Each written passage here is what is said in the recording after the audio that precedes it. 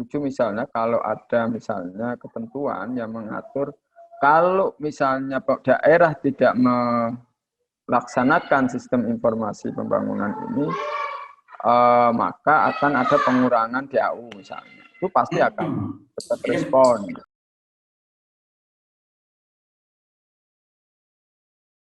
Bisa dikatakan begitu Pak Ketua? Ya, ada tahapan-tahapan. Kalau kita lihat di Permendagri itu kan memang ada tahapan-tahapan juga kan di Undang-Undang Informasi juga ada tahapan-tahapan bagaimana merencanakan data, penyusunan collecting data, kemudian penunjukan wali data dan lain sebagainya itu. Nah, yang lebih penting sebenarnya satu catatan saya itu soal komitmen, yang kedua harus ada reward and punishment. Ini juga harus dari pemerintah, terutama pemerintah di atasnya, dalam hari ini Kemendagri gitu ya, dan Kementerian Keuangan. Saya sangat setuju misalnya kalau ada misalnya ketentuan yang mengatur kalau misalnya daerah tidak melaksanakan sistem informasi pembangunan ini, maka akan ada pengurangan DAU misalnya. Itu pasti akan tetap respon. Ini menarik. Kita berharapnya kan ke situ, karena ini kan sebenarnya bagian dari tata pengelolaan pembangunan ya, yang tidak menurut saya sangat penting.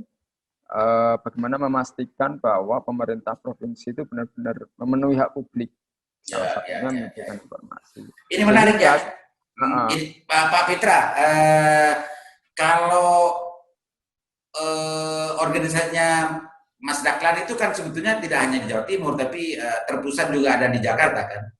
Mestinya dengan SIPD itu kalau barangkali itu datang dari Fitra untuk bagaimana merekomendasikan terhadap Mendagri gitu ya, barangkali itu juga bisa disuarakan juga di provinsi-provinsi yang lain agar ada semacam reward and punishment terhadap pelaksanaan SIPD Permen 70 ini menarik Pak Ketua. Barangkali ini juga bisa dijadikan atensi untuk dibicarakan di internal Fitra. Ya, kita sudah mulai mendiskusikan itu gitu loh. Karena di beberapa daerah misalnya tidak hanya di Jawa Timur ya, ada beberapa daerah yang memang komitmen terhadap keterbukaan informasinya masih cukup rendah gitu loh. Nah, sehingga penting untuk melihat itu baik Mendagri maupun Kementerian Keuangan gitu ya, untuk menginisiasi ada ketentuan yang cukup tegas dan mengatur sanksi itu. Apa sanksi? Apa pilihan ya? Apakah bisa penundaan DAU misalnya atau sanksi-sanksi administratif yang lain? Karena selama ini kan yang kita lihat kan sekedar penghargaan ya, penghargaan yang misalnya jangan salah, Provinsi Jawa Timur itu juga dapat penghargaan daerah menuju informatif gitu loh. Ya itu yang melaksanakan kan KI itu, KI pusat kan, Komisi Informasi. Jangan-jangan seolah-olah itu apa namanya? Artinya makanya jiwa aktivisnya Mas Dahlan tentang persoalan ini sudah mendapatkan penghargaan semacam itu, mestinya tidak akan keluar penilaian dari Mas Dahlan bahwa Pemprov Jatim itu tidak konsisten terhadap program cetarnya kan gitu kan. Iya, betul. Ya, artinya begini, Mas. Jadi kalau kita lihat, ini kan kaitannya dengan tata kelola ya.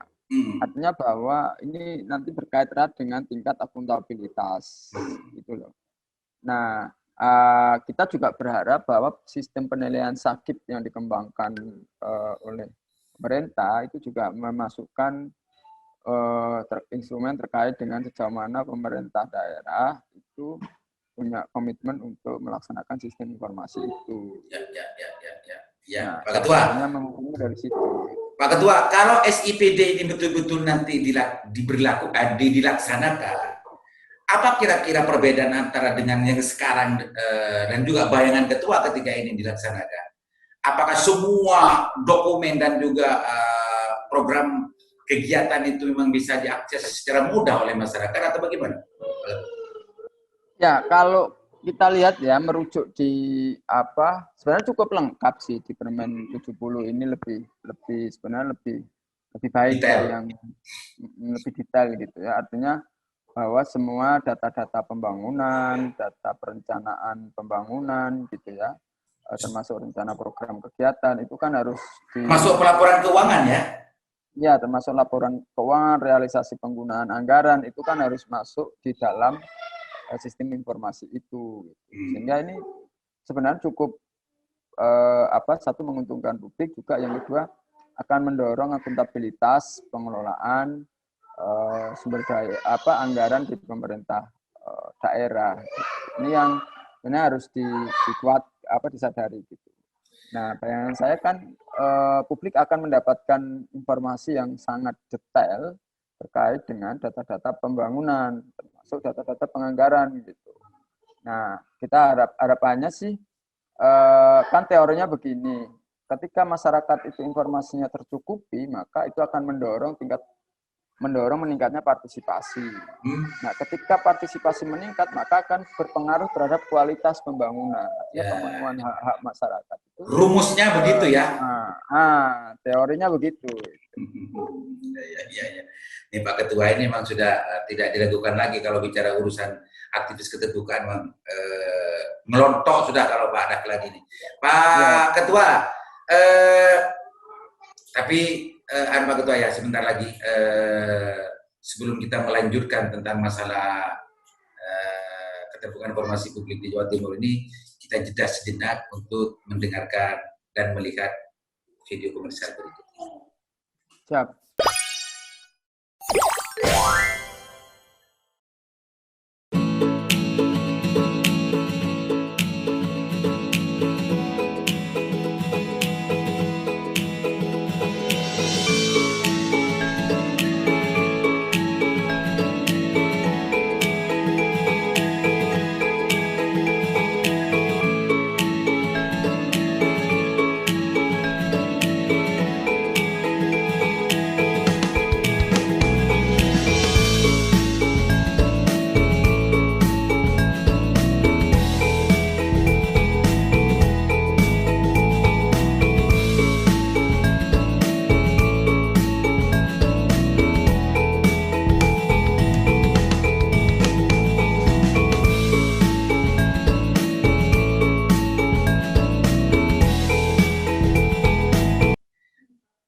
Oke Pak Ketua, gini Pak Ketua, apa yang ada dalam bayangan Pak Ketua? Apa yang ada dalam pikirannya Pak Ketua ketika regulasi sudah cukup luar biasa sejak Undang-Undang 14, masalah peraturan KI, Perki, dan yang lain-lain, sekarang ditambah lagi dengan Permen 70, yang ada dalam pikirannya Pak Ketua sebagai aktivis keterbukaan informasi publik di Indonesia, apa kira-kira yang ada di benak Pak Ketua terhadap pejabat publik? Ya, jadi kalau soal informasi ini kan soal demand and supply. Ya, demand kalau dari sisi supply, dari sisi regulasinya sudah cukup kuat. Menurut saya ya, ada undang-undang, ada peraturan turunan dan lain sebagainya, termasuk ada lembaga yang memang ditugasi untuk mengawal undang-undang keterbukaan informasi sendiri itu. Ini satu sisi ya, satu sisi. Meskipun implementasinya menurut saya perlu terus didorong gitu ya. Yang kedua dari sisi supply demand. Demand itu sebenarnya begini. Jadi harapannya ketika informasi ini sudah dibuka itu ya, masyarakat bisa mengakses dan yang terpenting itu menggunakan informasi itu untuk berpartisipasi dalam seluruh tahapan perencanaan pembangunan di daerah. PR-nya ada di situ sebenarnya. Bagaimana mendorong demand selaku pengguna informasi itu memanfaatkan informasi itu untuk berkontribusi efektif terhadap pembangunan di daerah. Kan itu sebenarnya. Selain pemenuhan, karena informasi ini sebagai hak dasar warga negara lah ya untuk memperoleh informasi itu. Jadi ada catatan saja, ada dua itu. Dengan kata lain, Pak Ketua, kalau sudah regulasinya sudah lebih dari cukup dan macamnya, ini problemnya sebetulnya mental pejabat ya? Ya kita bicaranya soal komitmen ya, komitmen dan ya bisa mental lah, bahasa ininya bisa mental. Bagaimana mental ini justru Pak Ketua, ini justru menemukan alasan bagaimana Pak Jokowi dulu melakukan revolusi mental kayaknya ya. Ya, ya. Nah, salah satu revolusi mentalnya harus ke sana.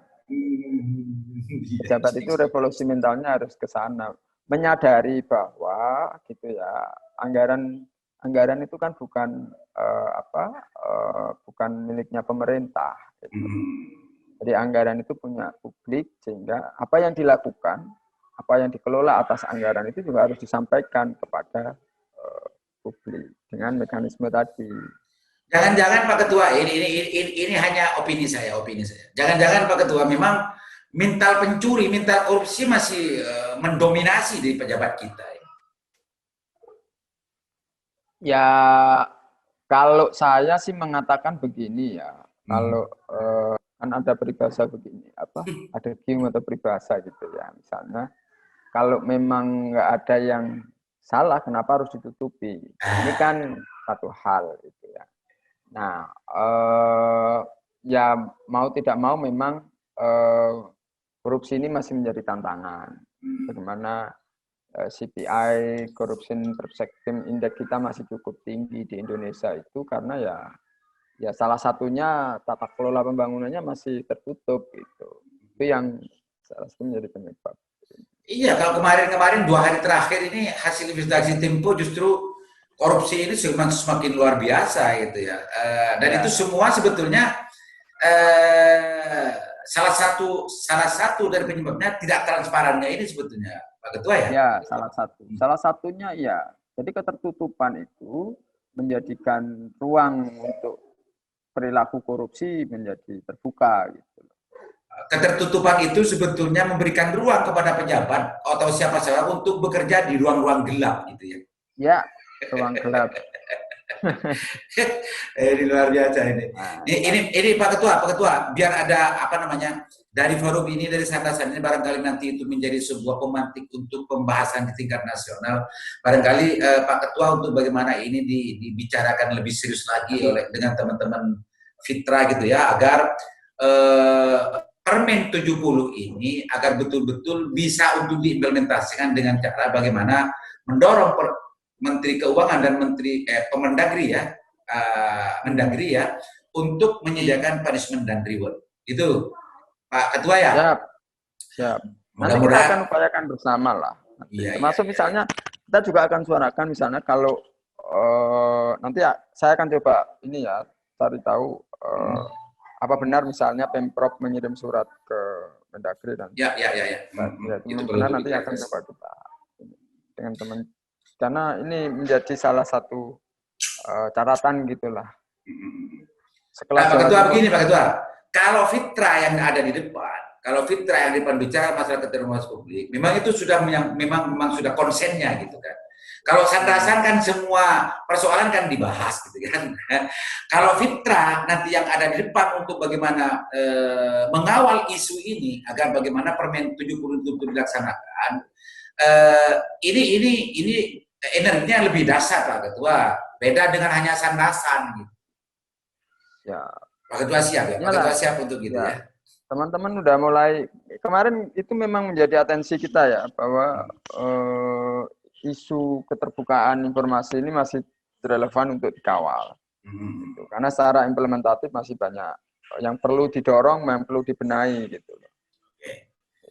Oke Pak Ketua, kalau begitu terima kasih banyak atas kesempatannya Pak Ketua ya. Mudah-mudahan bermanfaat. Tapi sebelumnya Pak Ketua ini kan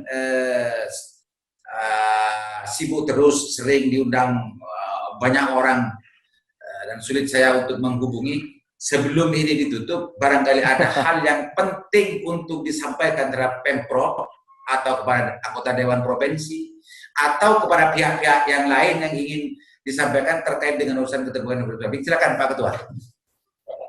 Ya siap, makasih Mas. Jadi hal yang penting menurut saya, jadi tidak ada alasan bagi pemerintah, terutama pemerintah daerah ya, untuk tidak membuka informasi terkait dengan perencanaan pembangunan, karena itu menjadi hak masyarakat dan itu dijamin oleh konstitusi itu ya. Selain itu juga dengan terbukanya informasi, menurut saya ini akan membantu pemerintah, mendorong pemerintah untuk lebih akuntabel di dalam mengelola sumber daya yang sumber daya pembangunan yang dikelola oleh pemerintah. Jadi kata kuncinya adalah di situ gitu ya. Saya kira itu, Pak Ketua. Oke, terima kasih banyak Pak Ketua. Mudah-mudahan bermanfaat dan mudah-mudahan apa yang dicanakan dari Sandasan ini bisa menggelinding ke pusat, dan apa yang tadi ditawarkan oleh Pak Ketua Fitra Jawa Timur ini bisa menjadi sebuah kebijakan nasional. Demikian, mantap. mudah-mudahan. Saya kira Sandasan mantap. Thank you. Waalaikumsalam.